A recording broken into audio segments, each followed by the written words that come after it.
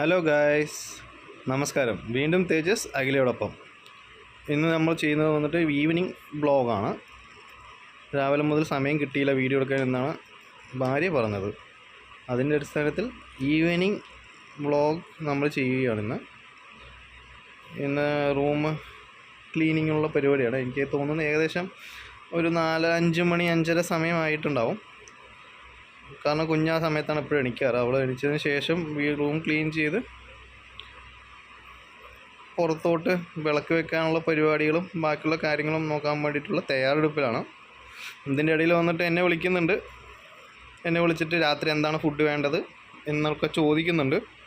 ആ ചോദ്യത്തിൽ തന്നെ നമുക്ക് മനസ്സിലാവാം രാത്രി വന്നിട്ട് പുറത്തുനിന്ന് ഫുഡ് വാങ്ങാൻ എല്ലാവരും റെഡി ആയിട്ടിരിക്കുകയാണ്. എൻ്റെ ഭാര്യ, അമ്മയുണ്ട്. എല്ലാവരും ആൾറെഡി പ്ലാൻ ചെയ്തു. അതൊന്നും എന്നെ സൂചിപ്പിക്കാൻ വേണ്ടി വിളിച്ചെന്ന് മാത്രമേ ഉള്ളൂ. അതെനിക്ക് മനസ്സിലായി. ഇപ്പോൾ ഇതാ വൈകുന്നേരം 6 സമയത്ത് അവൾ പുറത്തോട്ട് വന്നിട്ട് പോകുന്ന കാഴ്ചയാണ് ഗൈസ് കാണുന്നത്. ചിലപ്പോൾ എന്നെ വിളിക്കാൻ വേണ്ടി പിക്ക് ചെയ്യാൻ വേണ്ടി വരാമെന്ന് പറഞ്ഞിട്ടുണ്ടാകും. ചിലപ്പോൾ അതിനായിരിക്കാം, ഇല്ലെങ്കിൽ താഴത്ത് വേറെ എന്തെങ്കിലും കാര്യത്തിന് വേണ്ടി പോകുന്നതായിരിക്കാം. താഴത്ത് പോകുന്നുണ്ട് ഗൈസ്. എന്നെ വിളിക്കാൻ വരുന്നതല്ല എന്തായാലും. അത് അവളുടെ പൂന്തോട്ടം, ഞങ്ങളുടെ പൂന്തോട്ടമാണ്. പൂന്തോട്ടം എന്ന് പറഞ്ഞു കഴിഞ്ഞാൽ പൂക്കളാണ് സാധാരണ ഉണ്ടാവാറ്. പക്ഷേ ഇവിടെ മൊത്തം പച്ച കളറുള്ള ചെടികളാണ്. എല്ലാം ആയുർവേദ ചെടികളാണെന്നൊക്കെയാണ് പറഞ്ഞത്. എന്തൊക്കെയാണെന്ന് അവളുടെ തന്നെ ചോദിച്ചറിയണം ഗൈസ്. ഇത് നമ്മുടെ മൊട്ടമാടിയാണ് ഗൈസ്. മൊട്ടമാടി എന്ന് പറഞ്ഞു കഴിഞ്ഞാൽ ടെറസ്. ഇവിടെ തമിഴ്നാട്ടിൽ വന്നിട്ട് മൊട്ടമാടി എന്ന് പറഞ്ഞാൽ ടെറസ് എന്നാണ് അർത്ഥം. പെട്ടെന്ന് വന്നിട്ട് താഴെ വന്നിരിക്കുകയാണ്. കുഞ്ഞുമുണ്ടല്ലോ, കുഞ്ഞിനെ കൊണ്ടാണ് അവൾ മൊട്ടമാടിയിൽ പോയത്. അതായത് ടെറസിലോട്ട് പോയത് കുഞ്ഞിനെ കൂട്ടിയിട്ടാണ്. അതിൻ്റെ മോള് വന്നിട്ട് എത്തി നോക്കുന്നുണ്ട് എന്താണെന്ന്. ഗൈസ് ഇതാ എന്നെ പിക്ക് ചെയ്യാൻ വേണ്ടി റെഡി ആയിരിക്കുകയാണ് ഗ്യാസ്.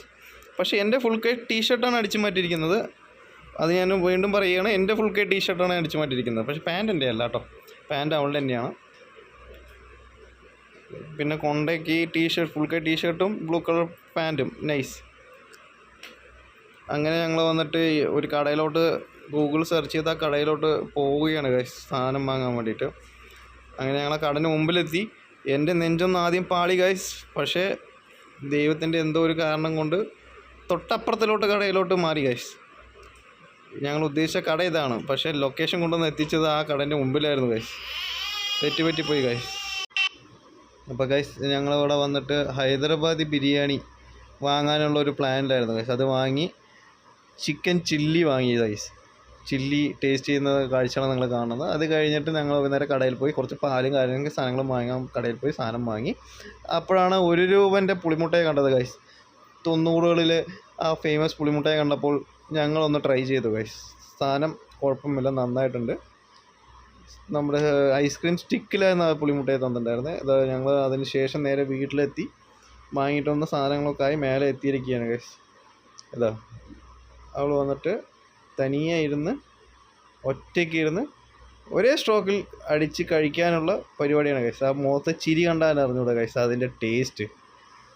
2-2.5 വർഷത്തിന് ശേഷം ട്രൈ ചെയ്യുകയാണ് അവൾ ഹൈദരാബാദി ബിരിയാണി.